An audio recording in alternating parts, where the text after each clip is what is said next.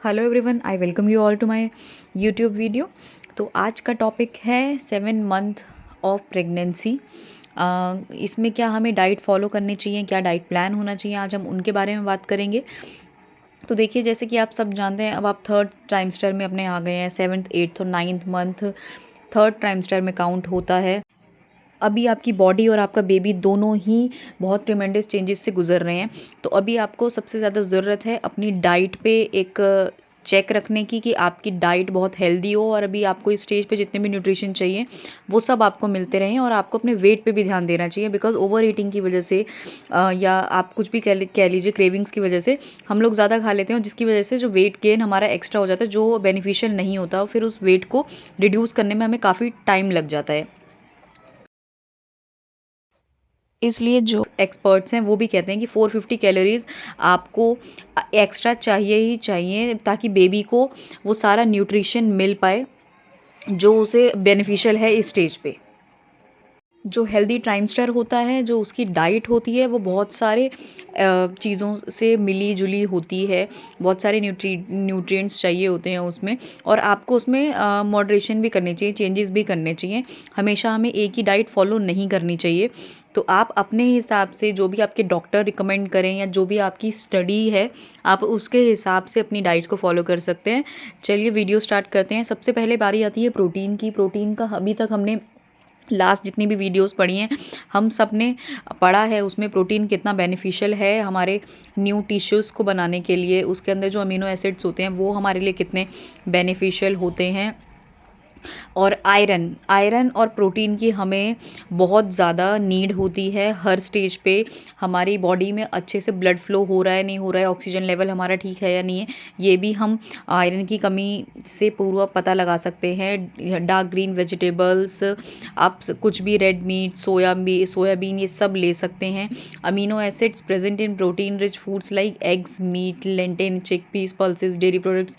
इसमें आपको, अगर आप ये सारे वेजिटेबल्स या जितने भी इंग्रेडिएंट्स हैं ये सब लेते हैं, तो 75 to 100 gram of protein per day की नीड होती है हमें इस टाइम पे, तो हमें लेना ही चाहिए।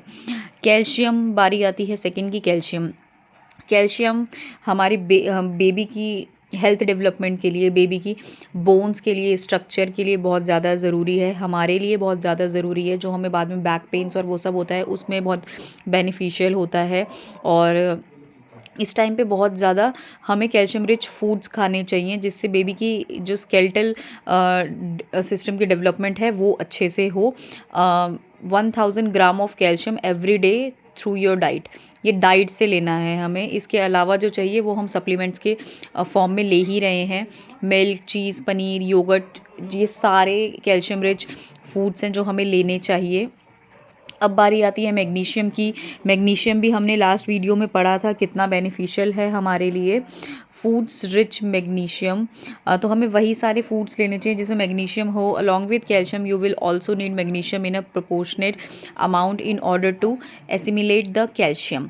Magnesium will help alleviate leg cramp, जो हमें अभी पैरों में जो अचानक दर्द हो जाता है, मसल्स को रिलैक्स करने के लिए, या जिनकी प्री मैच्योर डिलीवरीज होती है, उन सब कुछ चीज़ों को प्रिवेंट करने के लिए मैग्नीशियम बहुत ज़्यादा ज़रूरी है। 350 gram of mg of magnesium हमें डेली चाहिए ही चाहिए एक प्रेग्नेंट लेडी को। Black beans, oats, barley, artichoke, almonds, pumpkin seed, इन सब में मिलता है। अब बारी आती है DHA, जिसको ओमेगा 3 में प्रेजेंट होता है। DHA एक फैटी एसिड है जो ओमेगा 3 में प्रेजेंट होता है, जो बेबी की ब्रेन की और नर्वस सिस्टम की फॉर्मेशन के लिए बहुत ज़्यादा ज़रूरी है। 200 mg ऑफ DHA रिकमेंडेड होता है बेबी की डेवलपमेंट के लिए, बेबी की ब्रेन की डेवलपमेंट के लिए। तो हमें ऐसे फूड ज़रूर लेना चाहिए जिसमें DHA प्रेजेंट हो। Fish oils, fatty fish like tuna, walnuts and flax seeds are some foods loaded with DHA। Flax seeds हमें अपनी डाइट में ज़रूर शामिल करना चाहिए, बहुत ज़्यादा बेनिफिशियल होते हैं हमारी प्रेगनेंसी में या उसके बाद भी।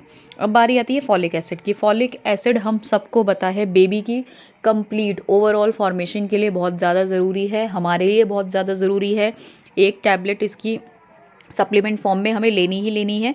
बट सिर्फ उसी से नहीं होगा, हमें ऐसे खाना भी खाना है जो हमें फॉलिक एसिड रिच फूड्स हों। 400 mg of folic acid daily लेना है हमें अपनी डाइट से। बेबी की जो नर्वस सिस्टम की डेवलपमेंट होती है, ब्रेन की डेवलपमेंट होती है, वो सारी इसी पे डिपेंड करती है। डार्क लीफी वेजिटेबल्स, ऑरेंजेस, ओट मील्स, होल ग्रेन ब्रेड्स और सीरियल, ये सब हमें फॉलिक एसिड की डोजेज़ हैं जो हमें मिल जाती हैं, इजीली अवेलेबल होती हैं, हमें ज़रूर खानी चाहिए। फाइबर हम सबको पता है इस टाइम पे कॉन्स्टिपेशन की प्रॉब्लम बहुत होती है और थर्ड ट्राइमेस्टर में आते आते बढ़ जाती है प्रॉब्लम। तो हमें कॉन्स्टिपेशन की प्रॉब्लम को दूर करने के लिए फाइबर रिच फूड खाना ही खाना है, जिसकी वजह से हमारी जो डाइजेस्टिव प्रॉब्लम है वो ना हो, ये बिल्कुल हमारा इंटैक्ट रहे। और सबसे इसके साथ साथ हमें पानी बहुत पीना है, जिससे हम इस प्रॉब्लम से बचे रहें। फ्रेश फ्रूट्स वेजिटेबल्स अगर हम लेते रहेंगे, होल ग्रेन्स लेते रहेंगे तो हमें इसमें प्रॉब्लम नहीं आएगी। अब बारी आती है विटामिन सी की। विटामिन सी हमारी बॉडी के लिए, बेबी की बॉडी के लिए, बेबी के डेवलपमेंट के लिए बहुत ज़्यादा बेनिफिशियल है। फ्रेश फ्रूट्स में मिल जाता है। आप अगर इसकी प्रॉपर प्रोपोर्शन ले रहे हैं तो ये आयरन को एब्जॉर्ब करने में भी बहुत हेल्पफुल होता है विटामिन सी हमारी बॉडी के लिए।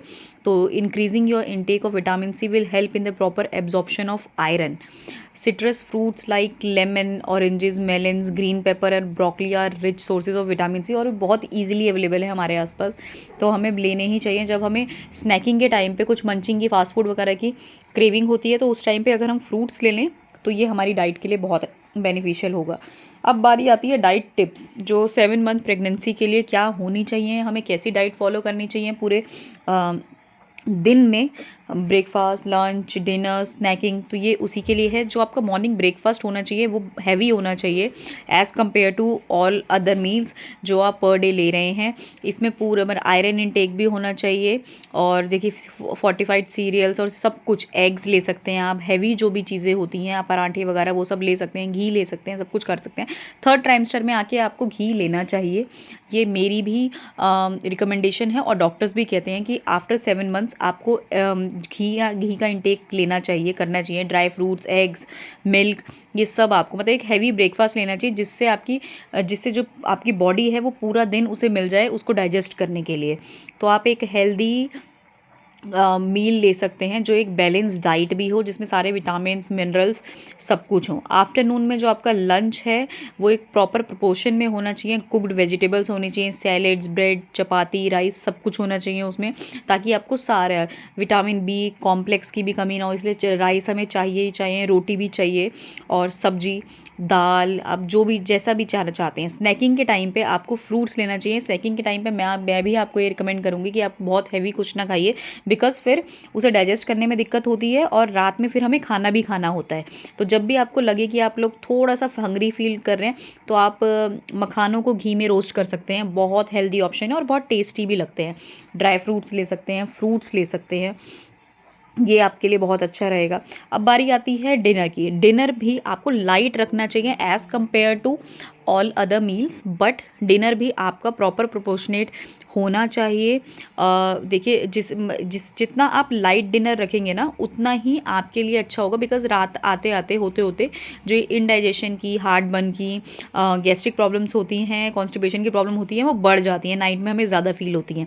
इसलिए जब अगर आपको एक अच्छी स्लीप चाहिए, अच्छे से सोना है, तो आपको एक अच्छी डाइट फॉलो करनी चाहिए। अब बारी आती है डॉक्टर एडवाइजरी, जो डॉक्टर ने मुझे रिकमेंड किया था वो मैं आज आपके साथ शेयर कर रही हूँ। देखिए 7th मंथ आते आते आपको अपनी डाइट का तो ध्यान रखना ही है, जिससे आपका बेबी भी बढ़ रहा है, आपकी बॉडी भी बढ़ रही है। बट इसके साथ साथ आपको ये भी ध्यान रखना है कि आपका एक्स्ट्रा वेट गेन ना हो, जिससे आगे चल के आपको दिक्कत हो। इसलिए हमें एक्सरसाइज अपनी डाइट में ज़रूर फॉलो करनी चाहिए। आप कोई भी लाइट एक्सरसाइज, ब्रिस्क वॉकिंग वगैरह जो भी आपके डॉक्टर्स आपको रिकमेंड करें वो आप ज़रूर करिए। पेरेंटल योगा होता है, स्विमिंग होती है, वॉकिंग होती है, बहुत अच्छे ऑप्शन है। इससे वेट गेन भी नहीं होगा और आप फिट भी रहेंगे और नॉर्मल डिलीवरी के भी चांसेस बढ़ेंगे। तो बस यही उम्मीद करती हूँ कि आपके लिए ये वीडियो यूज़फुल रही हो। अगर आपको ये वीडियो अच्छी लगी हो तो इसे ज़्यादा से ज़्यादा लाइक कीजिए, शेयर कीजिए और हमारे चैनल को प्लीज़ सब्सक्राइब कीजिए। जिसने अभी तक चैनल को सब्सक्राइब नहीं किया है प्लीज़ जाके कर लीजिए। Thank you so much.